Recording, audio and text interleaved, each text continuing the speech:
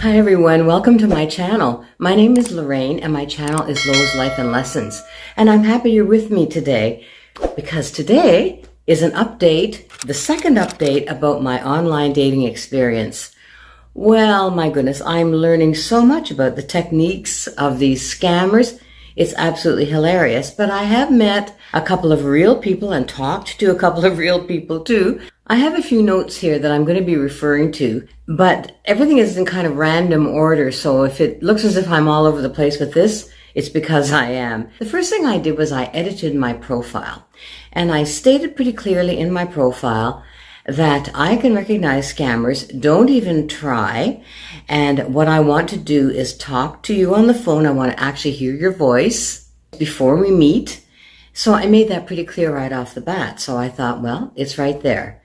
So what I found was that sometimes with the interchange or the back and forth of messages, when it came down to the actual phone call, many of people wanted to put me on WhatsApp. Now, I'm not that familiar with WhatsApp. I don't have WhatsApp. I don't use WhatsApp. So I have no intention of putting another app on my phone. I wanted to actually hear their voice. And I said that and poof, they disappeared. Interesting. For some reason, people don't want to talk. Now, part of that, I do believe, is that so many of these people, you can tell that English is not their first language from the way they write.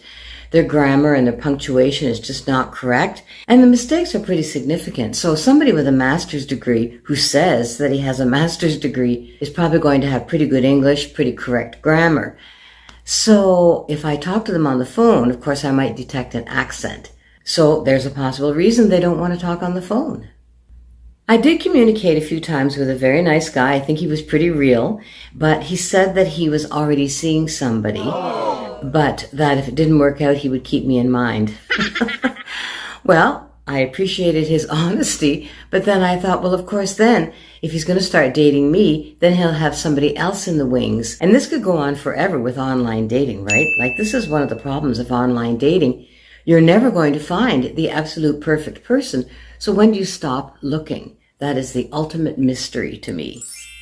Another hint that you're talking to a scammer is that you will exchange messages, but then you will ask a question or you will respond, and he won't answer for 1, 2, 3 days. And then he comes back and says, oh, I've been busy. How are you doing? Well, scammers, of course, are talking not only to you or to me, they're talking to many other women. So they're trying to juggle all these women. So of course they don't have a chance to come back to you that very day with any kind of a flowing conversation. Because I would think if there's a real person there who is really interested in you, they are going to want to keep that connection going, hopefully lead to a phone call and then lead to a meeting. And I would say that should probably all happen within 5 to 7 days. I think that's reasonable.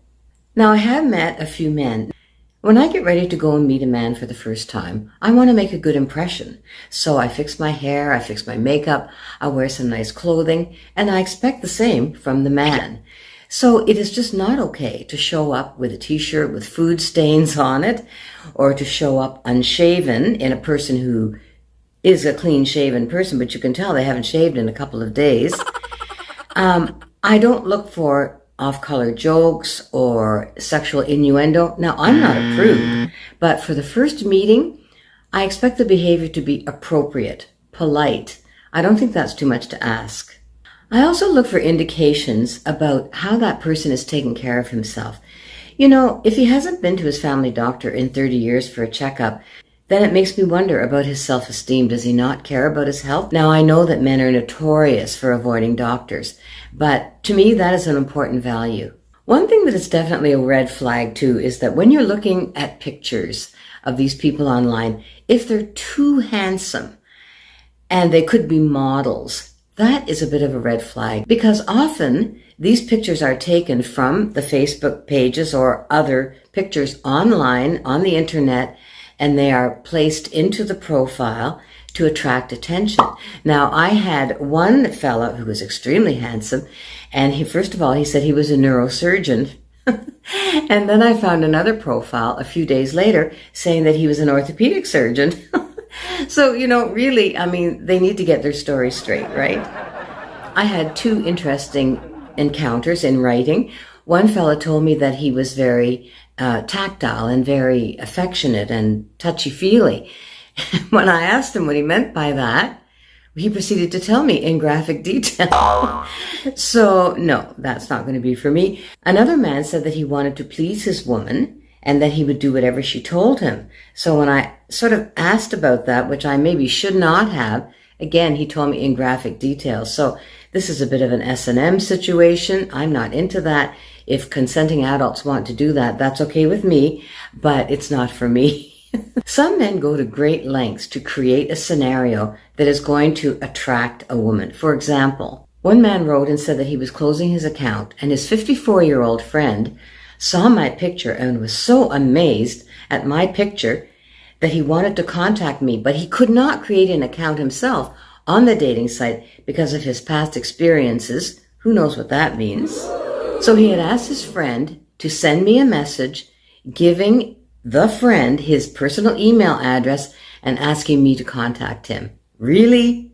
Scam. One thing that I sometimes do is I ask the man that I'm communicating with where in the city he lives, and I tell him in the area that I live so that I'll know exactly how far away he is from me, because I don't really want a lot of driving, like more than an hour or anything like that. So this man responded. He named a small town outside the city where I live, pretty far away, and he said, "Oh, I'm so glad we live close to each other." Well, clearly that is not somebody who is local in my community. That is a scammer, maybe in Nigeria. But I just had to laugh. You know, you need to know your Google Maps if you're going to be doing that. Another guy said that he was living on a street right downtown, which I know is a commercial area. And so I said to him, "Well, how could you live there? That's a commercial area." And of course he disappeared. So these are just a few of the experiences I've had. It's just a riot. I am disappointed so far. The number of scammers is absolutely unbelievable. And I don't know if it has to do with my age group. Maybe they think that older women have a whole lot of money to give away. I haven't been asked for money, not directly, but I'm just kind of waiting for that to happen. Anyway, that's my online dating update. So let me know some of your experiences. It's just so funny, the creativity that some of these people have. If you like this type of video, and if you haven't subscribed to my channel, I do invite you to do so. Take care. I love you all. Thanks for watching, and I will see you in my next video. Bye-bye.